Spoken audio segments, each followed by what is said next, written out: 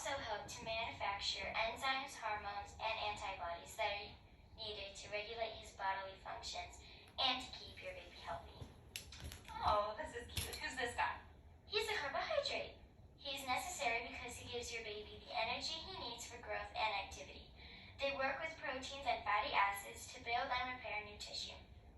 Lactose is a primary carbohydrate that infants take in. It is found in both breast milk and milk-based formulas. The lactose-free formulas provide carbohydrates in the form of sucrose, corn syrup, or corn syrup solids. Later, your baby will get his carbs from cereal and grain products. Thank you, Marie. I just wanted to recap for those who might have missed all that. Your baby gets his vitamins and minerals from your breast milk or infant formula. And later, when your child begins eating solid foods, he can get them from proteins, vegetables, fruits, carbohydrates, and grains. Stacy? Thank you, Melanie. And thank you for tuning in this evening. We'll keep you posted. Oh, wow. What a smart little girl. Let's talk about some of the important vitamins such as vitamin D, which we can get from exposure to sunlight. It helps with the formation of your child's bones and the absorption of calcium. Formula-fed babies need sufficient vitamin D. However, breast milk contains very little of this necessary vitamin. Therefore, the American Academy of Pediatrics recommends that babies who are breastfed only, or infants who consume less than 500 milliliters per day of fortified formula, receive 400 IUs of a liquid vitamin D supplement per day. Vitamin A is essential for your baby's healthy skin and hair, his good vision, his growth and development, and his ability to maintain a healthy immune and reproductive system. Vitamin E protects his tissues. Vitamin K helps his blood to clot. Vitamin C helps your child to form collagen, to maintain capillaries, bones, and teeth, and to heal his wounds. It also assists the body in fighting off infection.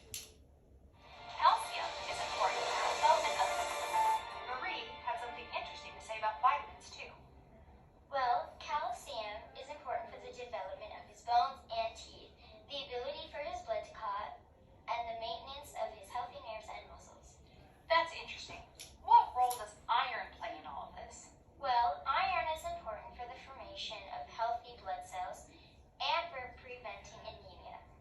Full-term breastfed babies need a supplemental source of iron after about 4 months of age. The American Academy of Pediatrics recommends giving breastfed infants 1 milligram per day of a liquid iron supplement. After 6 months, infants can acquire sufficient iron from fortified infant cereals and other foods. Formula-fed babies receive all the iron they need from their formula. Okay, so what is folate? Is that like a drink? It's pronounced folate, and it's a B vitamin that is essential for cellular division and growth and the development of healthy blood cells. It also helps with the formation of genetic material within every cell in your child's body and helps his nervous system to function. Now, zinc is a mineral that... Oh, zinc. I know this one. Zinc is a mineral that helps your child's wounds to heal and helps his blood to form. It also helps with his perception of taste. It is essential for the growth and maintenance of all of his tissues, and it helps him to have a healthy immune system.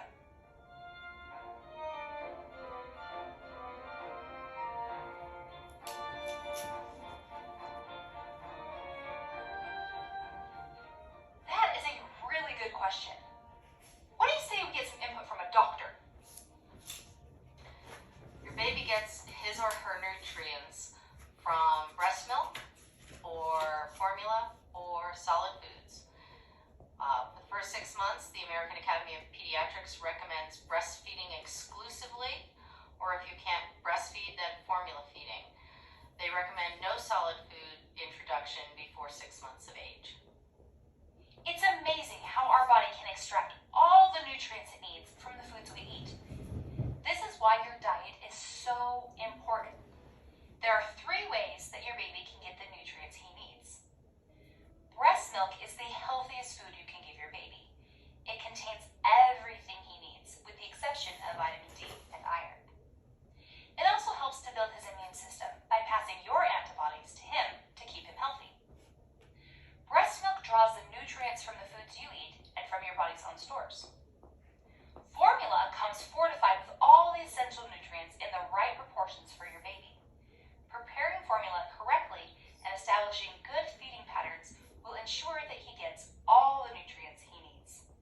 Solid foods fed in a balanced, nutritious diet when he's ready will keep your baby healthy and help him to thrive.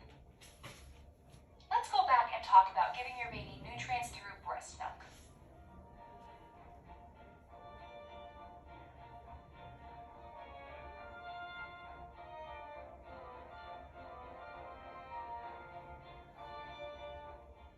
The American Academy of Pediatrics has concluded that breastfeeding is the best source of nutrition for your baby's first year of life. They suggest exclusively breastfeeding for about the first 6 months and then gradually introducing solid foods while continuing to breastfeed for at least your baby's first year. You see, when you were pregnant, your body started producing a type of milk called colostrum. This milk provides your baby with immunities to help fight infection and illness, and it helps prevent jaundice. By around the 3rd day after birth, your milk supply will come in, and you'll be able to provide him with all of the nutrients and fluids he needs. Your milk is produced from the mammary glands in your breasts. These glands draw from the nutrients you consume and from your body's own store of nutrients. When you don't eat enough, the mammary glands take nutrients away from your body. This can hurt you and put you at risk for short and long-term illnesses. You'll also lose the energy you will need to take good care of your baby. The ideal diet for a breastfeeding mom is a variety of fruits and vegetables, different grains, protein, and some fat. If you follow the guidelines from ChooseMyPlate.gov, you'll consume all of the nutrients you and your baby need. So the goal while breastfeeding is not to lose weight, but to eat enough to provide your body with the nutrients it needs to produce breast milk and to meet your own nutritional needs.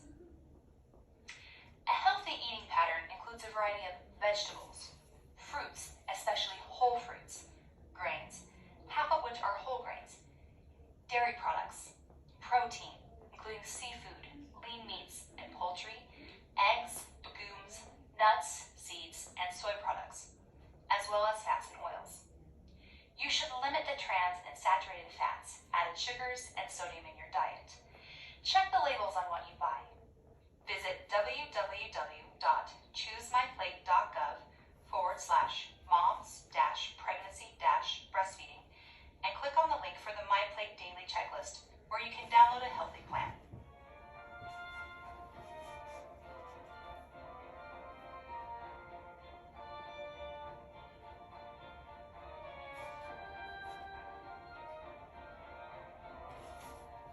Formula has come a long way from when it was first introduced back in 1867.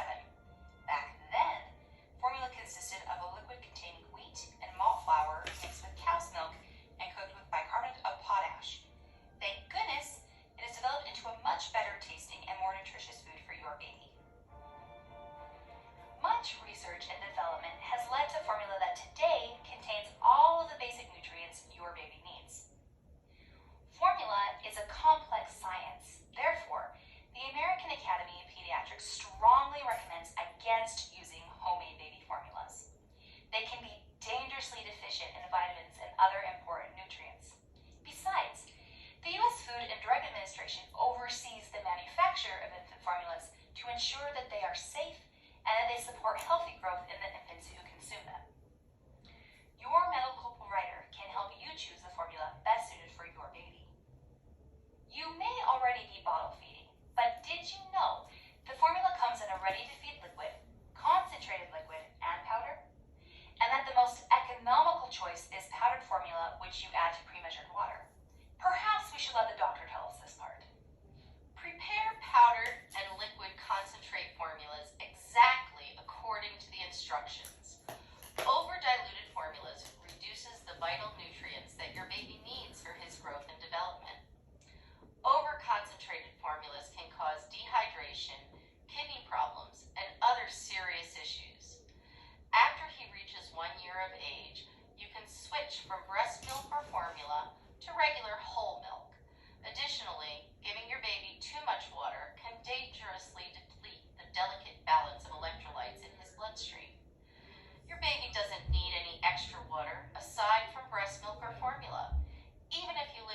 summer climate unless your medical provider prescribes it.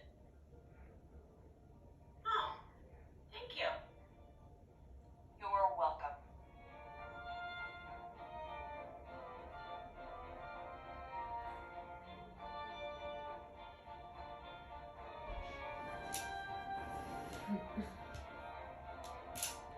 Around 4 to 6 months of age, your baby may show signs of being ready to eat some solid foods.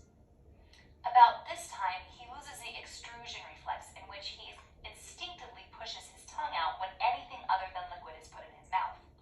When you first introduce solids to your baby, it's going to be an experience. It's a learning curve for both of you. He or she has never eaten solids before and may have difficulty with the mouth mechanisms. So you'll put the food in and he'll push it back out. And then you'll scrape it off his chin and stick it back in, and then he'll push it back out. So you want to start with about a teaspoon, and you only want to start with once a day. And you want to start with a time where you have the time to spend, because you're probably going to have to clean him up afterwards. As your baby gets good at eating and swallows more of his food than he's spitting back out, you can start introducing other foods. Most of the time I recommend starting with cereal because it's cheap and you can make small amounts at a time. If you're using baby food jars, once you've opened that jar, it's very difficult to continue to save it for additional feedings, and you may just be wasting it. So start with the cereals until he's good at eating, and then you can start introducing other foods. One new food at a time every couple of days, and then you also want to increase meals up to 3 meals a day, about the same time you're eating breakfast, lunch, and dinner. When you notice that he can hold his head up high, can sit up on his own, and begins to show interest in food, then he's likely ready. He should be ready for solids by 6 months of age or after he doubles his birth weight. Just an FYI. But waiting until he's ready will make the transition much easier than starting it too soon. Remember, your baby is an individual, and he will have his own opinions on what tastes good and what doesn't. Start off with the fortified rice cereal. It's generally well tolerated and has a lower potential for any allergic reaction. Rice cereal will also introduce grains and fiber into his diet. After he masters eating this with a spoon, you can move on to other baby cereals. Give him only small amounts. A few teaspoons may be all he wants. And don't forget, he should still get breast milk or formula, so don't overstuff him with solid food. Only offer a new food every few days. This will give him time to adjust to it, and it will give you time to know that he can tolerate it. After cereals have been introduced into his diet, then begin offering him fruits and vegetables. He will need these foods to be pureed if you are preparing them from scratch. As his eating skills build, by around 7 to 10 months of age, he will be able to eat thicker foods such as egg yolks, or strained and mashed fruits and vegetables such as bananas and applesauce. Eventually offer some textured table foods, and finally cut or chopped meats or poultry, usually 7 to 10 months of age. The important thing to remember is to cut things into very small pieces. Your child's esophagus is still very narrow, so foods like grapes, cherry tomatoes, hot dogs, and popcorn are known choking hazards for children of this age. If you are breastfeeding, try feeding him some baby foods made with meat to ensure he gets adequate iron and zinc. Finally, around 9 to 12 months of age, introduce soft meals like casseroles, macaroni and cheese, and spaghetti. He can eat the same dinner that you serve the rest of the family. Just be sure to keep the bite sizes very small to prevent choking. After your baby begins eating solid foods, your medical provider may recommend giving him around 4 to 8 ounces of water per day in a cup. But remember, until the age of 1, he should still get breast milk or formula, so don't give him too much water.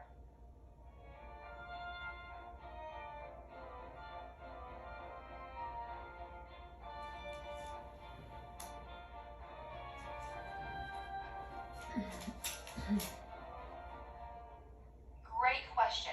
We're going to cover that in the next. Yes, that is a good